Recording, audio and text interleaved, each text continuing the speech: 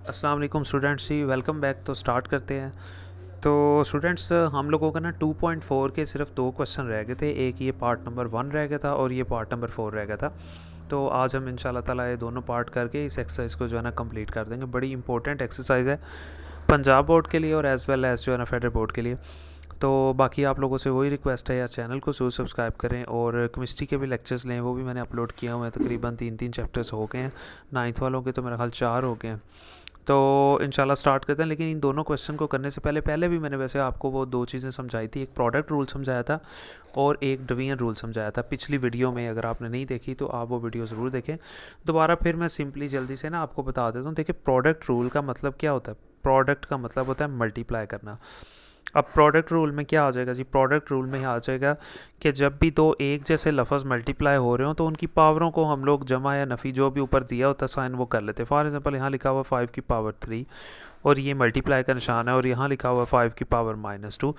अब देखें दोनों की बेस सेम है, इधर भी 5 है इधर भी 5 है। तो हल कैसे करेंगे, इन दोनों में से एक 5 ले लेंगे और जो इसके ऊपर लिखा हुआ है 3 और जो इसके ऊपर लिखा हुआ है -2 वो लिख देंगे। यानी कि पावरों को जो साइन होंगे उनको इकट्ठा कर लेंगे और इनमें से एक लिख लेंगे। सो 5 वैसे ही आ गया, 3 -2 1, ये आंसर आ जाएगा।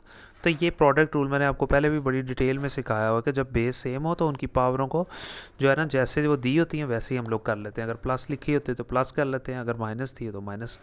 इसी तरह हम लोगों ने एक रूल पढ़ा था जिसका नाम हम लोगों ने रखा था डिवीजन रूल। अब डिवीजन रूल में क्या होता है जी, डिवीजन रूल में ये होता है कि जब ऊपर और नीचे एक जैसी रकमें डिवाइड हो रही हों तो हम लोग क्या करते हैं, ऊपर वाली रकम को लिखते हैं और नीचे वाली रकम की पावर को उठा लेते हैं। जैसे फॉर एग्जांपल x की पावर 5 लिखा हुआ है, नीचे x की पावर लिखा हुआ है 2।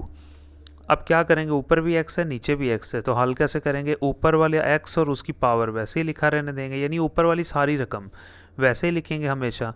और नीचे वाली रकम का साइन जो कि +2 था, यानी कि जो नीचे वाली रकम होगी उसकी जो पावर है वो +2 थी, तो यहाँ से इसकी पावर को उठाएंगे और ऊपर ले आएंगे। +2 थी पावर और ऊपर आके पावर हो जाएगी -2। सो x है 5 -2 कितना रह गया 3। तो ये कुछ थोड़ा और भी एक दो एग्जांपल, जैसे यहाँ पे लिखा हुआ है जी, मैं कहता हूँ 5 की पावर लिखा हुआ है 3 और नीचे लिखा हुआ है 5 की पावर -2। तो अब क्या करेंगे, ऊपर भी 5 है नीचे भी 5 है, तो ऊपर वाली रकम और साथ उसकी पावर वैसे ही रहने देंगे और नीचे वाली सिर्फ पावर उठाएंगे। ये -2 थी, ऊपर आके क्या हो जाएगी +2। सो 5 और 3 +2 कितना हो गया जी 5। ले जी, और 5 की पावर 5 इसको हम लोग मज़ीद हल कर लेंगे। ठीक है जी। तो अब हम लोग जो है ना अपने क्वेश्चन को सॉल्व करते हैं। देखिए क्वेश्चन नंबर 1 अगर हम लोग देखें तो इसके अंदर सबसे पहले उसने ये एक रकम दी हुई है। ठीक है जी। अब सबसे पहले जैसा कि आपको पहले भी क्वेश्चन में बताया हुआ था कि हम लोग नॉर्मली पेयर बना देते हैं, फैक्टर बना देते हैं, तोड़ देते हैं कोई भी लफ्ज़ जो हम लोगों को दिया। जैसे यहाँ पे 243 लिखा हुआ है, तो अब 243 को हम फैक्टर बनाएंगे तो फैक्टर वही है, 3 8 24 हो गया और 3 1 3 हो गया। फिर 81 को तोड़ेंगे, ठीक है, 3 2 6 और यहाँ से 8 था तो 6 2 3 2 6 हो गया, 2 इधर चला गया तो 21 हो गया और 3 7 21 हो गया। फिर 3 9 27, फिर 3 3 9 और 3 1 3, 1 2 3 4 5। 243 को जब हम लोगों ने तोड़ा तो तोड़ के हम लोगों को 5 बार जो है ना 3 मिला और ऊपर पावर -2/3 वो वैसे लिख ली थी। इसी तरह यहाँ पे 32 दिया हुआ है। अब 32 के लिए भी जैसा कि मैंने आपको बताया पेयर बना लेंगे। 32 था तो 2 पे जाएगा, 3 पे तो नहीं जाएगा। ठीक है, 2 ठीक है, 2 1 2 और यहाँ से एक इधर चला गया, 12 हो गया, 2 6 12 हो गया। फिर 16 2 पे, 2 8 16, फिर 8 भी 2 पे, 2 4 8, 2 2 4, ठीक है, 2 1 2। इसका मतलब है जब हम लोगों ने 32 को तोड़ा तो 1 2 3 4 5, तो 5 बार हम लोगों के पास 2 2 आ गया 32 को तोड़ के। यानी कि ये 32 था, इसको तोड़ा तो हम लोगों के पास 5 बार 2 2 आ गया और ऊपर पावर -1 और 5 एज इट इज़ रहेगी। अच्छा जी, ये 196 था, ये वैसे लिखा और एक पावर 196 के ऊपर -1 थी वो भी लिख ली। लेकिन -1 के बाद यहाँ अंडर रूट भी लिखा हुआ है अलग से इस रकम के ऊपर ऐसे। तो अंडर रूट की कीमत क्या होती है 1/2। तो मैंने क्या किया, बाहर बड़ी ब्रैकेट लगाई और बाहर 1/2 भी लिख दिया। अब एक ये पावर थी ये वाली और एक ये अंडर रूट को ख़त्म करके भी पावर आ गई जिसे कहेंगे 1/2, अंडर रूट की कीमत आ गई। ले जी, अब हम क्या करेंगे, 3 हमारे पास कितने हैं, 1 2 3 4 5, 3 की पावर 5 लिख ली और पावर बाहर क्या थी -2/3 वैसे लिख ली। फिर यहाँ पे भी दो हमारे पास कितने थे टोटल, 5 थे, 2 की पावर 5, और बाहर पावर क्या थी -1/5, उसको हम लोगों ने लिख लिया। अब हम क्या करेंगे, ये 196 है, इसकी ये इंटरनल पावर है -1 और ये 1/2 एक्सटर्नल है। तो जैसा कि आप लोगों को मैंने पहले भी बताया कि इंटरनल पावर को हम लोग हमेशा एक्सटर्नल से मल्टीप्लाई करवाते हैं। तो हम क्या करेंगे, यहाँ पे सिंपल ये -1 को इस 1 से मल्टीप्लाई करवा देंगे, यानी पावरें आपस में मल्टीप्लाई हो रही हैं। हमेशा ऊपर वालों को ऊपर वालों से मल्टीप्लाई करवाते हैं। -1 को 1 से मल्टीप्लाई किया तो -1 और डिवाइडेड बाई 2, सो 196 वैसे ही आ गया। -1 को जब 1/2 से मल्टीप्लाई किया तो क्या आ गया, -1/2, इसको एज इट इज़ लिख लेंगे। ले जी, अब जाहिर है ये 5 और ये 5 जो है पावरें आपस में ख़त्म होगी, ठीक है। और यहाँ पे भी ऐसे ही करेंगे, ये इंटरनल पावर है और ये एक्सटर्नल पावर है, दोनों मल्टीप्लाई हो जाएंगी। अगर तो यहाँ 5 होता है कटिंग हो जाती है, क्योंकि कटिंग नहीं हो रहा तो दोनों मल्टीप्लाई हो जाएंगे। 5 को हम लोग मल्टीप्लाई करवाएंगे -2 के साथ, 5 को -2 से मल्टीप्लाई किया तो -10 आ गया, और डिवाइडेड बाय जो है 3 वो एज इट इज़ लिख लिया। फिर ये 5 से ख़त्म हो गया था, -1 सिर्फ रह गया था, सो 2 के ऊपर क्या आ गया जी, -1। अच्छा, नीचे अब 196 है और बाहर पावर 1/2 है, यानी 2 है। इसका मतलब है इस 2 से हम लोगों को एक चीज़ समझ आ रही है, और वो ये है कि 196 को हम लोग 2 के पेयर बना देते हैं, यानी 2 जोड़े इसके ना एक जोड़ा बना देते हैं। कोई से 2 ऐसे लफ्ज़ ढूंढे जिन्हें मल्टीप्लाई करवाए तो 196 आ जाए, बजाय ये तरीका करने के। तो सिंपल हम लोगों को पता है, आप याद कर लें चाहे कि 14 को जब 14 से मल्टीप्लाई करवाओ तो 196 आता है, यानी 14 को 2 बार आपस में मल्टीप्लाई करवाओ तो 196 आता है। तो मैंने क्या लिखा, 14 × 14, इसका पेयर बना दिया, और बाहर क्या थी पावर -1/2, उसको एज इट इज़ लिख लिया। अब ये आपको पता है 3 की पावर -10/3, ठीक है, जैसा कि मैंने अभी आपको बताया कि ऊपर मल्टीप्लाई किया था, इस 5 को जब -2 से मल्टीप्लाई किया -10 डिवाइडेड बाई 3 वैसे आ गया। ये 5 से ख़त्म हो गया था, -1 रह गया था, 196 का यहाँ पेयर बना दिया था, और -1/2 एज इट इज़ आ गया। फिर 3 की पावर -10/3, 2 की पावर -1 वैसे आ गया। अब एक 14 ये है और एक 14 ये है, तो टोटल हमारे पास 14 कितने हो गए हैं, 14 की पावर 2 लिख ली, और बाहर क्या था -1/2, सिंपल, यानी एक और एक कितना हो गया, तो 14 की पावर 2 और बाहर क्या था -1/2। ये 2 इस 2 से क्या हो गया, ख़त्म, यानी कि 14 की पावर सिर्फ ये -1 रह गई है। लें जी, अब 3 की पावर -10/3 लिखी, 2 की पावर -1 लिखी, 14 रह गया था, और इसकी पावर सिर्फ ये बची थी -1, तो 14 की पावर -1 लिख दी। अब मैथ का असूल ये होता है कि अगर आप चाहते हैं कि पावरों की अलामतों को बदलना है, यानी ये जो पावर है उसकी अगर आपने अलामतों को बदलना है, तो आप ऊपर से उठा के नीचे ले आएँ या नीचे से उठा के ऊपर ले आएँ, उनकी अलामतें चेंज हो जाएगी। तो मैंने क्या किया, ये 14 की पावर -1 थी, तो मैंने इस 14 को उठाया और ऊपर ले गया। 14 को जब मैं ऊपर लेके गया, ये -1 था, ऊपर जाके ये हो गया +1। 3 था ना, इसकी पावर थी -10/3, तो मैं 3 को उठा के नीचे ले आऊँगा, तो ज़ाहिर है पावर भी नीचे आएगी। जब पावर नीचे आएगी तो अलामत भी चेंज हो जाएगी, 3 की पावर +10/3।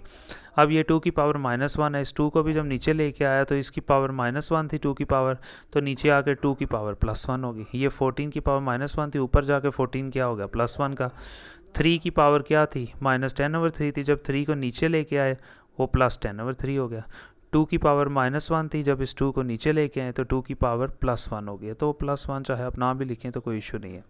अब ये 2 पे कटिंग हो रहा है, 2 एकम 2 और 2 7 14, तो ऊपर हम लोगों के पास क्या रह गया, 7, और नीचे रह गया 3 की पावर 10/3। लें जी, ऊपर रह गया था 7 और नीचे रह गया था 3 की पावर 10/3। ये 7 वैसे, लेकिन यहाँ तक वैसे आंसर बनता है, ठीक है, लेकिन आपकी बुक ने थोड़ा सा मज़ीद जो है ना आपको तो मज़ीद टेंशन दी हुई है, तो इसलिए थोड़ी सी टेंशन आप ले ही लें, बहरहाल इतनी भी नहीं लेनी। 7 वैसे आ गया। 3 की पावर ये जो 10/3 है ना, इसको आप याद रख लें कि जो 3 की पावर 10/3 है हम उसे किस तरह से सॉल्व कर सकते हैं। आपने याद रखना है कि 3 की पावर 10/3 का जब हम लोग पेयर बनाते हैं वो बनता है 3 + 1/3। देखिए ना, जब यहाँ पे 1 है, 3 3 9, 9 + 1 कितना हो गया, 10 10/3, यानी कि जब हम लोग एलसीएम लेंगे, यहाँ कुछ नहीं था ना, 1 था, तो जब एलसीएम लेंगे नीचे क्या आएगा 3, और ऊपर ऑनवर्ड फिर वही क्या आ जाएगा 10/3। यानी आप याद कर लें कि 10/3 को हम लोगों ने क्या लिखना है, 3 + 1/3। लें जी, अब क्या करेंगे, 7 वैसे ही रहा, तो जैसा कि आपको आगे भी बताया कि यहाँ 3 की पावर 3 अलग कर देंगे और 3 की पावर 1/3 अलग कर देंगे। अब इस 3 की ना 2 पावर हैं, एक तो ये पावर है प्लस, और एक कौन सी पावर है, 3 की पावर 1/3, यानी आपको पता है दोनों पावरें जमा हुई हैं। तो अगर हम अलग अलग करें, इस तरह बना दें, तो अगर इन दोनों को देखें ना, अब ये बेस सेम थी ना, तो इन दोनों 3 में से एक 3 ले लिया और ये 3 इसको लिखा प्लस ये 1/3 इसको लिख लिया। जिस तरह पहले आपको समझाया, यहाँ एक्चुअली प्रोडक्ट रूल लगा हुआ है कि बेस सेम थी वो लिखी और पावरों को वैसे जमा कर लिया। तो यहाँ उल्ट किया हुआ है, पावरें जो जमा हुई थी उनको अलग अलग कर दिया। 3 की पावर 3 अलग कर दिया, 3 की पावर 1/3 मैंने अलग कर दिया। ले जी, उसके बाद है 7, उसके बाद है जी 7 आ गया, ठीक है। 3 की पावर 3 जो है वो आ गया 27। अब ये 3 की पावर 1/3 है, इसको हम लोग रेडिकल की शक्ल में कैसे लिखते हैं? सबसे पहले अंडर रूट लगाते हैं ऐसे, और ये जो नीचे वाला 3 है ना, नीचे वाला 3 इसको यहाँ लिखते हैं ला के बाहर, यानी इसको बाहर लिखते हैं, ठीक है। और 3 लिखेंगे और उसकी पावर जो है ना 1 लिखें ना लिखें एज इट इज़। आप चाहे ये ना भी करें, यहाँ तक भी कर लें तब भी ठीक है, सिंपल है। 3 की पावर 3 जो है 27 है, यहाँ 3 की पावर 1/3 है। जब 2 पावरें हो ना तो नीचे वाली पावर को उठा के यहाँ लिखते हैं और 3 की पावर ऊपर वाली जो पावर होती है 1 उसको अंदर लिखते हैं। तो यहाँ पे हम लोगों का ये जो क्वेश्चन है वो जी कंप्लीट हो गया। अब हम बात करें तो हम लोगों का एक और बड़ा मेन और इम्पोर्टेंट क्वेश्चन रह गया और वो पार्ट 4 है, ठीक है जी। उसके बारे में डिस्कस कर लेते हैं। सबसे पहले पार्ट 4 की आपको देखिए रकम दी हुई है, हम लोगों ने वो लिख ली है, ठीक है। अब रकम के अंदर सबसे पहले 81 है।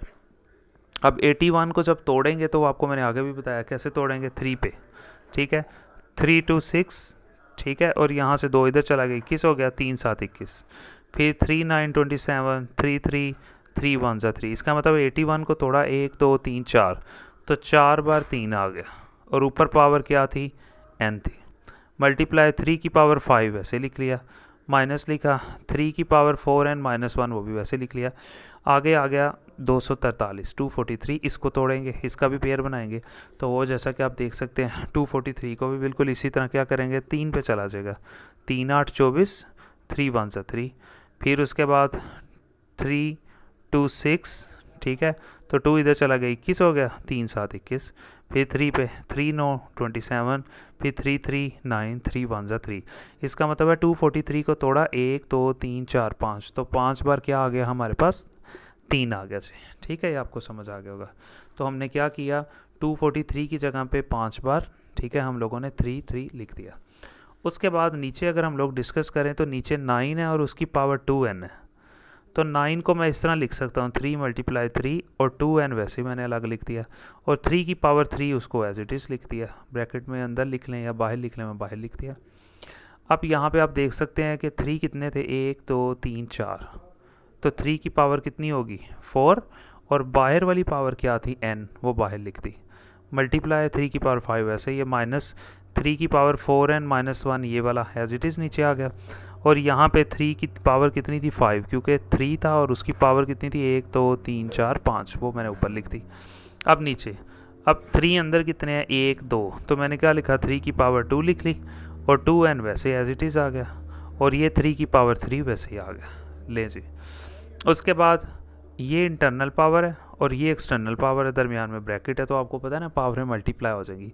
3 लिखा और 4 को n से मल्टीप्लाई करवा दिया, 4n हो गया। फिर मल्टीप्लाई का निशान 3 की पावर 5 वैसे लिख दिया, माइनस 3 की पावर 4n -1, ठीक है, वो वैसे ही है, और ये वाला 3 की पावर 5 ही एज इट इज़ नीचे उतर गया।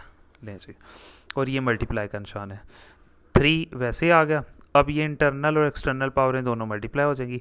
2 को 2n से मल्टीप्लाई किया, ये हो गया जी 4n, फिर लिखा जी 3 की पावर 3 एज इट इज़ मैंने लिख दिया। अच्छा, यहाँ जैसा कि मैंने अभी आपको लेक्चर के स्टार्ट में बताया था कि हम लोग प्रोडक्ट रूल लगाएंगे, इधर भी 3 है इधर भी 3 है। अब ये दोनों क्या हैं, 3 3, तो इन दोनों 3 में से हम लोग क्या करेंगे, एक 3 लिखेंगे, क्योंकि प्रोडक्ट रूल लग रहा है ना, एक ये 3 है एक ये 3 है, दोनों मल्टीप्लाई हो रहे हैं, इन दोनों में से एक 3 लिखेंगे, लिख लिया। इसके ऊपर जो भी लिखा हुआ है 4n लिखा हुआ है, और इसके ऊपर क्या लिखा हुआ है, +5, तो मैंने वो लिख दिया, यानी कि जो रकम थी वो लिखी, और जो इनकी पावर है उन्हें वैसे ही लिख लेंगे। इसकी पावर 4n थी प्लस इसकी पावर 5 थी, वो लिख ली, माइनस वैसे ही इधर दोबारा फिर प्रोडक्ट रूल लग रहा है, इधर भी 3 था इधर भी 3 था, दोनों आपस में क्या हो रहे हैं, मल्टीप्लाई, ठीक है जी। ये लें जी, इन दोनों 3 में से एक 3 लिखा, इस 3 की पावर क्या थी, 4n -1, वो मैंने लिखी 4n -1, और इस 3 की पावर क्या थी, +5, वो मैंने लिख दी जी +5। नीचे आए, नीचे फिर वही प्रोडक्ट रूल है, इधर भी 3 है इधर भी 3 है, दोनों 3 आपस में क्या हो रहे हैं, मल्टीप्लाई हो रहे हैं। तो इन दोनों 3 में से एक 3 लिख लिया मैंने, ये वाला, और इस 3 की पावर क्या थी 4n, और इस 3 की पावर क्या थी 3, वो मैंने लिख दी। ठीक है, इज़ वेरी सिंपल। अच्छा जी, अब यहाँ पे ये 3 की पावर 4n, ठीक है, प्लस 5 वैसे ही चला गया, ये वाला एज इट इज़, माइनस 3 की पावर 4n तो वैसे ही चला गया, ये -1 था, ये +5 था, 5 में से -1 अगर लेस कर दें कितना रह गया, +4, यानी 3 की पावर, ये 5 में से एक चला गया तो 4 रह गया, 3 रह गया नीचे, और नीचे 3 की पावर 4n + 3 वो एज इट इज़ लिख दिया। अब एक चीज़ यहाँ पे बड़ी इंपॉर्टेंट समझने वाली है, देखें ये 3 की पावर 4n + 3 इस रकम से भी डिवाइड हो रही है, 3 की पावर 4n + 3 इस रकम से भी डिवाइड हो रही है, अलग अलग कर देंगे, यानी ये रकम लिखेंगे, लिख ली, डिवाइडेड बाय ये रकम माइनस, फिर ये ऊपर वाली सारी रकम लिखेंगे और डिवाइडेड बाय ये नीचे वाली रकम, क्योंकि नीचे वाली इससे और इससे दोनों से डिवाइड हो रही है, मैंने अलग अलग कर दिया। यहाँ पे फिर डिवीजन रूल लगेगा, जो कि मैंने आपको अभी स्टार्ट पे समझाया था कि डिवीजन रूल हम यहाँ पे किस तरह से लगाएंगे।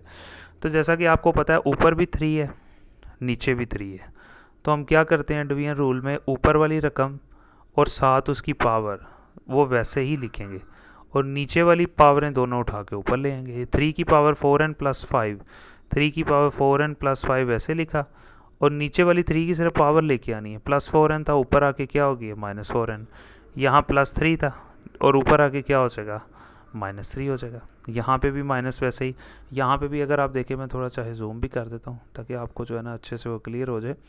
यहाँ आप देख सकते हैं, ठीक है। सबसे पहले अगर आप देखें तो यहाँ मैं फिर दोबारा रिपीट करता हूँ कि देखिए यहाँ डिवीजन रूल किस तरह से लगेगा, ऊपर भी 3 है, नीचे भी 3 है, ऊपर वाले 3 की ये पावर है, नीचे वाले 3 की ये पावर है।